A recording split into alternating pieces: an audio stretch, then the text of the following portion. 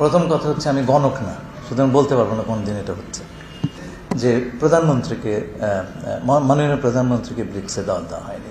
না, 5 আগস্টের ব্যাপারে আমাদের যে পজিশন আমরা ক্লিয়ারলি বলে দিয়েছি এবং সেটা গুরুত্বের সঙ্গে অনুধাবন করেছেন ভারতীয় কর্তৃপক্ষ। সেটা আমাকে গতকালকেও তারা জানিয়েছেন, আজকেও তারা প্রধানমন্ত্রীকে সেটা বলেছেন। মাননীয় প্রধানমন্ত্রী ভারতীয় হাইকমিশনারকে বাংলাদেশে স্বাগত জানিয়েছেন। হাইকমিশনার মাননীয় প্রধানমন্ত্রীকে গত সপ্তাহগুলোতে বাংলাদেশে তার অভিজ্ঞতা সেটা তুলে ধরেছেন। তিনি বাংলাদেশে এসে অত্যন্ত আনন্দিত, সে কথা আমাদেরকে জানিয়েছেন। এছাড়া সংক্ষেপে কিছু বিষয় এসছে।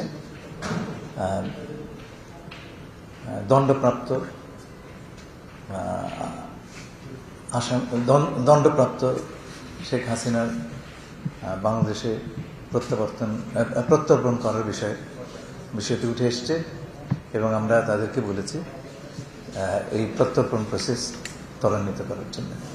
আমরা আশা করি ভারত এই ব্যাপারে পজিটিভলি সাড়া দেবে। এছাড়া শহীদ হাদির সাসপেক্টেড হত্যাকারীরা আপনারা জানেন ধরা পড়েছে।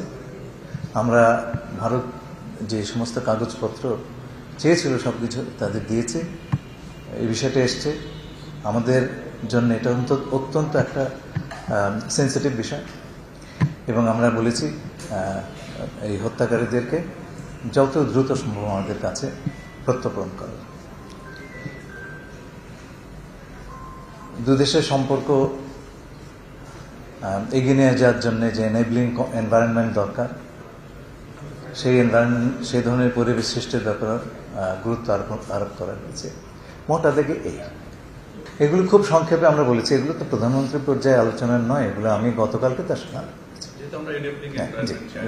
আমার সঙ্গে তার বিষয়ে আলাপ হয়েছে। 5 আগস্টের ব্যাপারে আমাদের যে পজিশন আমরা ক্লিয়ারলি বলে দিয়েছি এবং সেটা গুরুত্বের সঙ্গে অনুধাবন করেছেন ভারতীয় কর্তৃপক্ষ। সেটা আমাকে গতকালকেও তারা জানিয়েছেন, আজকেও তারা প্রধানমন্ত্রীকে সেটা বলেছেন। না দেখুন, এখানে দুঃখ প্রকাশের ব্যাপার নয় তো। আপনার একটা জিনিস ভালো করে বুঝতে হবে কি হয়েছে জিনিসটা। একটা রাষ্ট্রের 3টা স্তম্ভ থাকে: নির্বাহী, আইন প্রণয়ন এবং বিচার বিভাগ, এক্সিকিউটিভ, লেজিসলেটিভ এন্ড জুডিশিয়ারি। দণ্ডপ্রাপ্ত হাসিনা তার জায়গা হচ্ছে জুডিশিয়ারি। বাংলাদেশের একটা কম্পিটেন্ট কোর্ট তার বিচার করেছে, তাকে দণ্ড দিয়েছে। দণ্ডপ্রাপ্ত ব্যক্তির বিষয়ে কি হয়, তাকে কাস্টডিতে নেওয়া হয় এবং তার যদি কিছু বক্তব্য থাকে, আত্মপক্ষ সমর্থনের কিছু থাকে, সেটা আদালতে বলবে। তো 5 তারিখে হাসিনা যে কাজটি করেছে সেটা হচ্ছে বাংলাদেশের জুডিশিয়ারি রাষ্ট্রের একটি স্তম্ভ, তার প্রতি বৃদ্ধাঙ্গুষ্ঠে দেখিয়েছে এবং সেই কাজটি ভারত সরকার করতে দিয়েছে।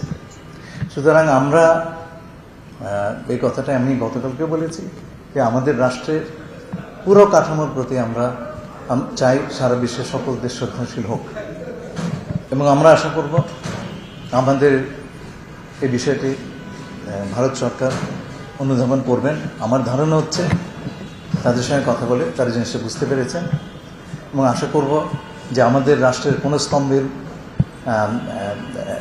স্তম্ভকে আন্ডারমাইন করার কিছু তারা আর করবেন না, এটা আমাদের প্রত্যাশা।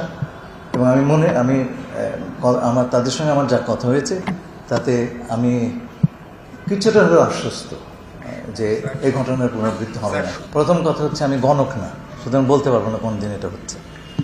2 নম্বর জিনিসটা হচ্ছে যে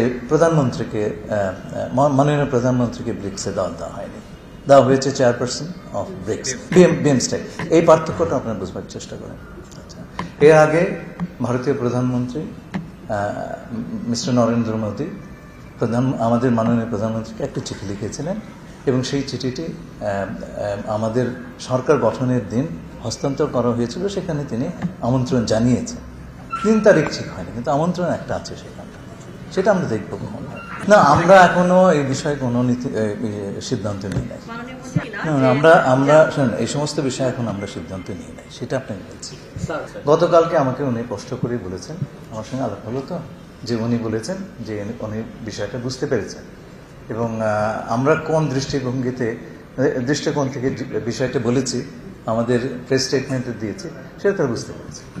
আপনাদেরকে অসংখ্য ধন্যবাদ।